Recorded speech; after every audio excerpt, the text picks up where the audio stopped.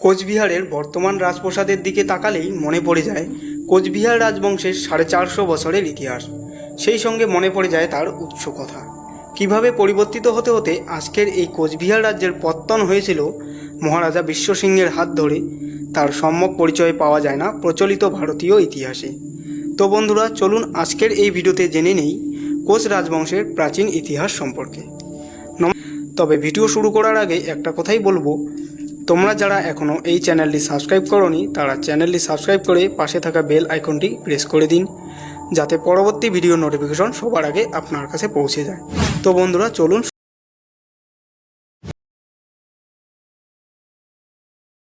পাল রাজবংশের পতনের পর কামরূপ রাজ্য কয়েকটি ক্ষুদ্র অংশে বিভক্ত হয়ে পড়ে।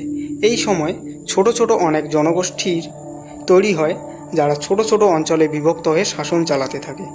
এই সময় বারোভূইয়া নামক এক গোষ্ঠীর নেতা হাজো মেষ জনগোষ্ঠীর সঙ্গে সুসম্পর্ক বজায় রাখার জন্য তার দুই মেয়ে হীরা এবং জিরার বিবাহ দেন মেষ জনগোষ্ঠীর দলনেতা হারিয়া মণ্ডল বা হরিদাস মণ্ডলের সাথে, এবং হীরার গর্ভেই জন্মগ্রহণ করেন কোচ রাজবংশের প্রথম রাজা বিশ্বসিংহ।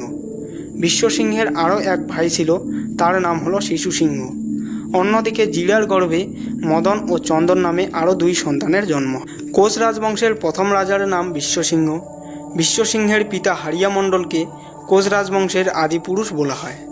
সিংহাসনে বসার আগে বিশ্বসিংহ শক্তিশালী বারোভূইয়াদের পরাস্ত করার জন্য 1509 সালে অভিযান শুরু করেন।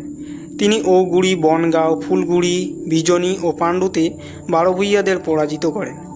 1915 সালে তিনি পূর্বে বড় নদী ও পশ্চিমে করতোয়া নদীকে সীমানা নির্ধারণ করে নিজেকে কামতা রাজ্যের রাজা ঘোষণা করেন। এরপর তিনি চিকনা থেকে কামতাপুরের রাজধানী স্থানান্তর করেন। বিশ্বসিংহ সিংহাসনে বসার পর ব্রাহ্মণ পণ্ডিতদের কোচ রাজবংশের দৈবিক শক্তির অধিকারী বলে প্রচার করে তাদের ক্ষত্রিয়ের মর্যাদা দেন। এভাবেই তারা হিন্দু ধর্মাবলম্বী হয়ে 1562 খ্রিস্টাব্দে নরনারায়ণের ভাই চিলারায়ের নেতৃত্বে একটি কোচ বাহিনী অহোম রাজ্যের রাজধানী গোরগাঁও আক্রমণ করে এবং এটি লুণ্ঠন ও ধ্বংস করে। এরপর সাম্রাজ্যের পূর্ব সীমা সংকোচ থেকে কোচ হাজো পর্যন্ত বিস্তৃত হয়ে কামরূপ নামে পরিচিত হয়। বিশ্বসিংহের পর তার 3 ছেলের মধ্যে রাজা হন নরনারায়ণ। নরনারায়ণের পর অখণ্ড কোচ সাম্রাজ্যকে 3 ভাগে ভাগ করা হয়। এগুলি হলো কাশপুর, কোচবিহার এবং কোচ হাজো। বর্তমান কোচবিহার জেলাটি অতীতে বৃহত্তর কামরূপ রাজ্যের অন্তর্গত ছিল।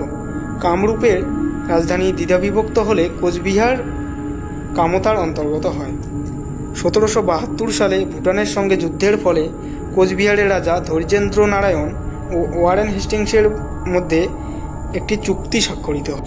এই চুক্তির ফলে কোচবিহার ব্রিটিশদের একটি করদ রাজ্যে পরিণত হয়। কোচ রাজবংশের প্রথম রাজা বিশ্বসিংহের পরে কোচবিহারে এই রাজবংশেরই 21 জন রাজা রাজত্ব করে গিয়েছেন। 1515 সাল থেকে 1949 সাল এই দীর্ঘ সময় এই অঞ্চলে এদের আধিপত্য বজায় ছিল। এখনও কোচবিহার রাজবংশের শাখা রায়কত বংশ, পাঙ্গা রাজবংশ, দরঙ্গ রাজবংশ, বিজলি রাজবংশ, বেলতলা রাজবংশ বিভিন্ন স্থানে ছড়িয়ে আছে।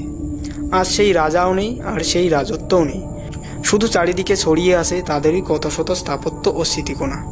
অনেক ঘাত প্রতিঘাত, ভাইদের সিংহাসনের লড়াই সবকিছুই হয়েছে এই কোচ রাজবংশে।